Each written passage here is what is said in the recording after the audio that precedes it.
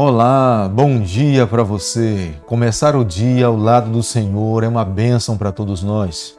E parece que o dia se torna mais longo, a nossa vida se torna mais produtiva, nós nos tornamos mais fortalecidos, nós temos mais sabedoria para tomarmos decisão nos dias de hoje.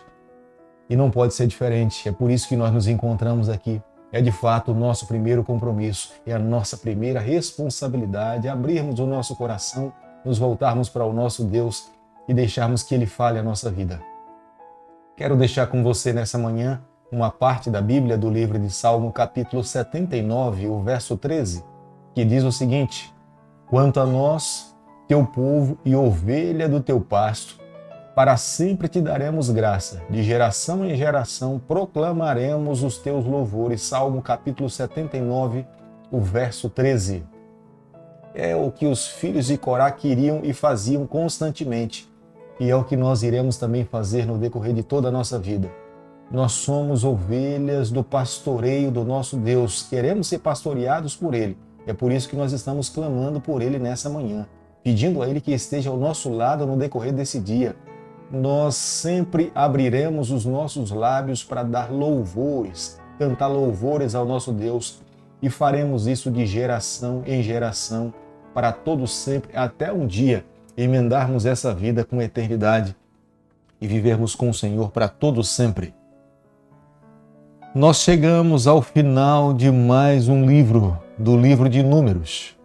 Mas nessa manhã eu quero convidar você a abrir a palavra de Deus no livro de Números, capítulo 36. É o último capítulo do livro de Números. Mas aqui tem uma parte muito especial da palavra de Deus que eu tenho certeza que nessa manhã será de grande valor para a nossa vida espiritual, para o nosso crescimento, para a nossa jornada nessa terra, para um dia nos encontrarmos com o nosso Salvador e vivermos com Ele para sempre. É o capítulo 36, o verso 1 do livro de Números.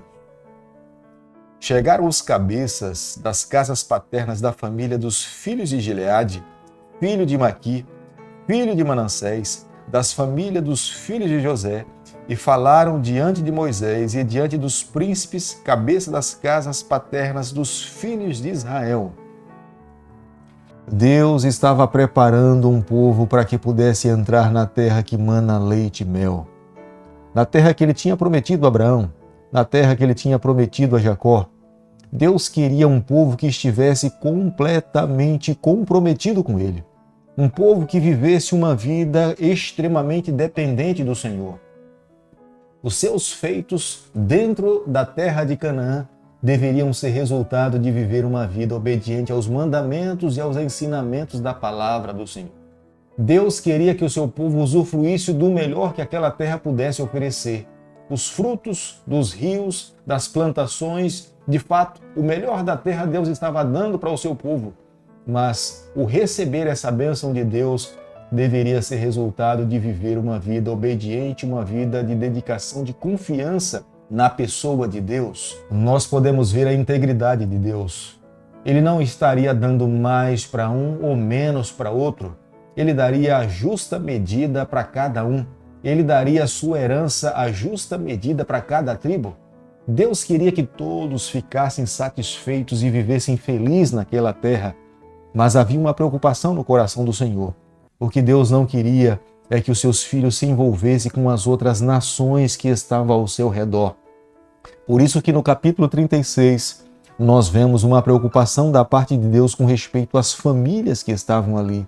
Deus queria que as famílias se tornassem cada vez mais sólidas, para que os pais pudessem ensinar os seus filhos e os seus filhos pudessem crescer vivendo a fidelidade e amando ao Senhor, representando ao Senhor aos outros povos que no futuro estariam ao redor da nação de Israel. No capítulo 36, o verso 1 do livro de Números, nós encontramos aqui os filhos de Gileade, e eram os filhos de Manassés. Era outra metade que não tinha se localizado no lado leste do Jordão, e eles receberiam sim a herança na terra prometida, mas eles buscaram a Moisés para que eles pudessem expor o sentimento que tinha no coração.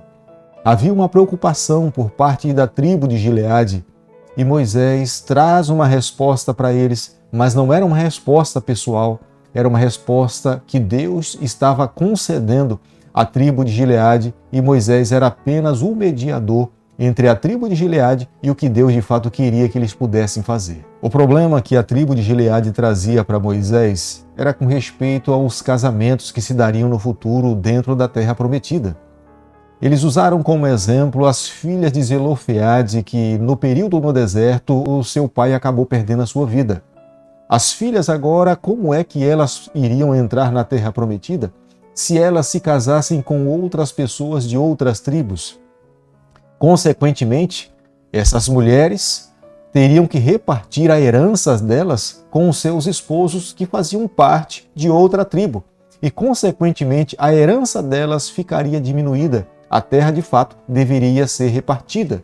E a tribo de Gileade trouxe a Moisés esse problema e consultasse a Deus para que o Senhor pudesse trazer uma resposta como é que eles no futuro, dentro da terra prometida, iriam lidar com essa questão das famílias, dos casamentos. O capítulo 36, o verso 6, nós encontramos a resposta de Deus.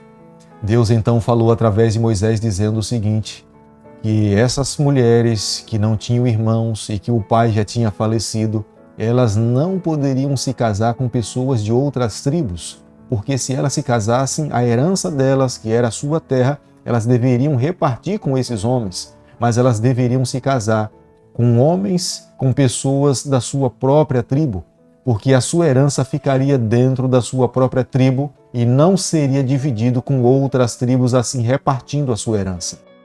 O capítulo 36 do livro de Números, o verso 10, as orientações que foram dadas por Deus foram seguidas restritamente por aquelas mulheres.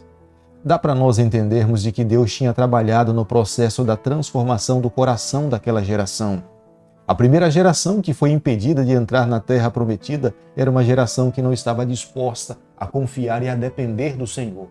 Mas a segunda geração, após os 40 anos, aqueles que estavam nas imediações de entrar na terra prometida, tinham um coração propenso a viver uma vida de obediência a Deus.